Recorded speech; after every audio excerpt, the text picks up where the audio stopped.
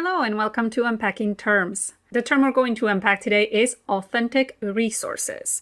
I'd like to start by clarifying that this video is not about whether we should or should not use authentic resources.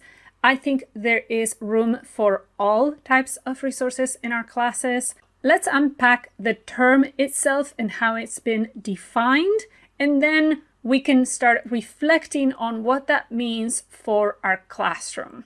And what I'll present here is an abridged, simplified version of the work by Gilmore, Morrow, Polio, Widowson, Zizek, and many more. You'll see that I'll cite other scholars. There are several definitions of authentic resources. What I think they all have in common is whether they are meant for language teaching or not. So we can define them as a type of text, which can be oral, visual, written, not created or modified for the sole purpose of language teaching. Sometimes the definitions also include the characteristics of the source or the author, the creator of the resource, as well as the intended audience. And among the authors or the audience, many definitions include references to native speakers.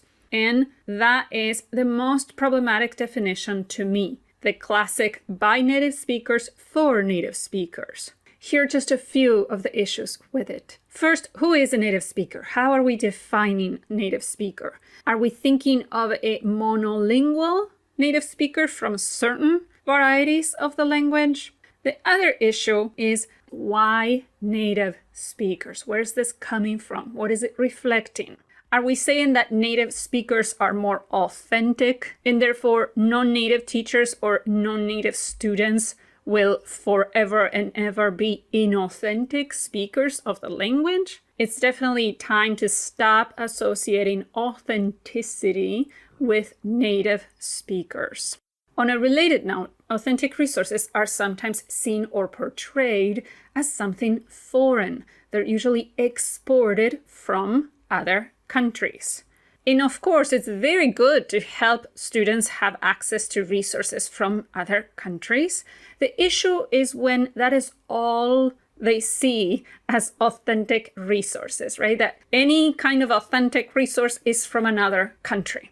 It could convey the message that the real home of the language is outside of the community.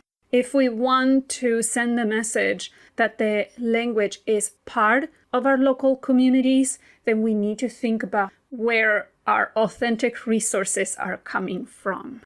And speaking of real, many, if not all, definitions of authentic resources allude to this real world that exists outside of the classroom. That implies that the classroom is not real world. I guess it's fake world, pretend world. And while it's true that the classroom is a safer, more predictable, controlled space, I am not sure that we need to discount its authenticity. It's still real. The relationships we form are real. The information we convey and learn about is real. Related to the notion of real world is the underlying theme of purity, keeping it unmodified, preserving the original. That brings up the question of whether translations are authentic texts. The original was written in another language. Do we consider them to be modified resources? Personally, I think translated texts are authentic resources, but I just want to bring this up to highlight how complex it is to label the resource itself. And another related issue with this notion of purity, of keeping it unmodified, has to do with the question of whether modifying the original purpose of the resource is, in a way, diminishing its authenticity. Morrow would say that we are reducing the authenticity of the resource because we're using them for language teaching. We're using them for a purpose that is different from the original purpose. And the question that I think we should think about is, do we value the authenticity of the resource itself more than the authenticity of what we do with it? The discussion surrounding authentic resources is riddled with dichotomies and connotations that are hard to ignore. The first one is this idea that a resource is either authentic or not authentic, all or nothing. Second, we cannot deny that authenticity has an overwhelmingly positive connotation in all aspects of life. Authentic is good.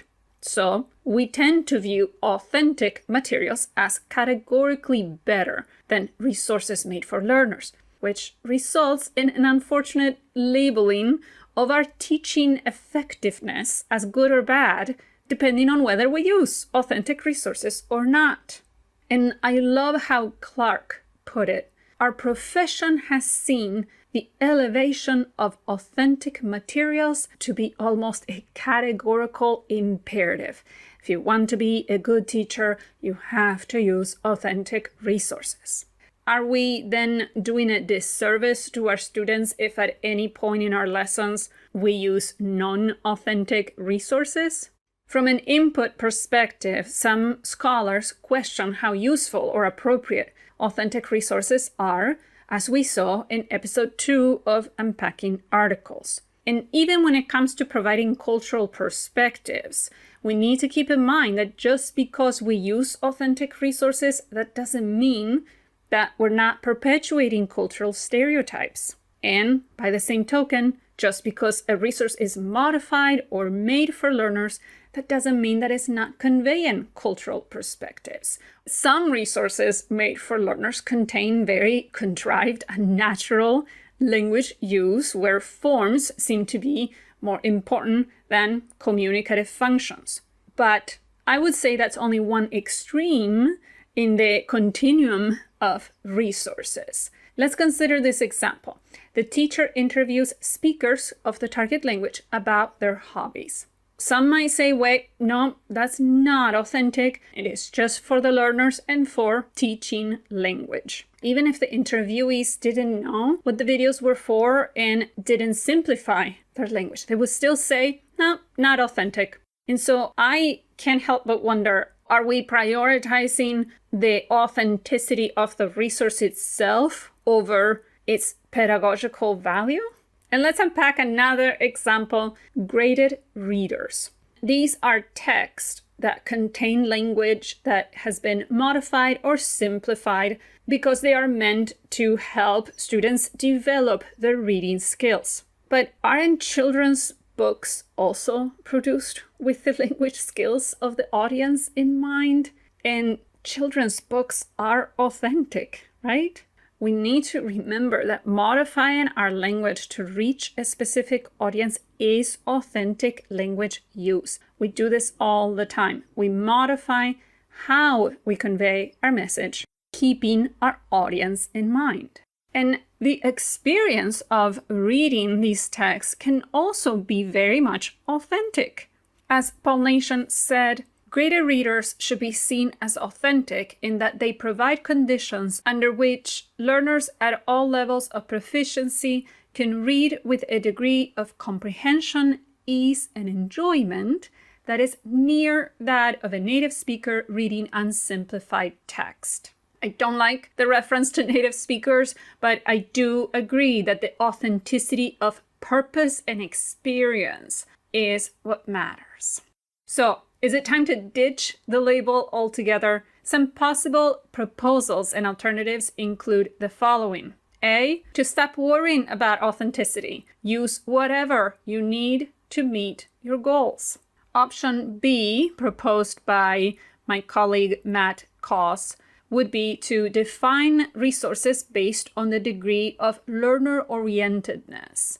And so a resource can fall somewhere along a continuum, ranging from created to modified to found. And in this option, we're centering learners and removing any type of reference to native speakers. So in a way, it validates learners as an authentic audience. And the third option is to accept that authenticity is not inherent to the resource itself, but rather it's a quality relative to its use. And Clark said it best. The notion of authenticity itself has become increasingly relative, being increasingly related to specific learner needs and less concerned with the authentic nature of the input materials themselves. I love that quote because in a way it encompasses all three options. Focus on your goals. What are you doing with it? And what do you hope to get out of it? Focus on the learners and their experience engaging with the resource, and challenge these absolute categorical imperatives. At the end of the day, if communication is one of our priorities, the resources we choose need to take into account our audience, our context, and our purpose.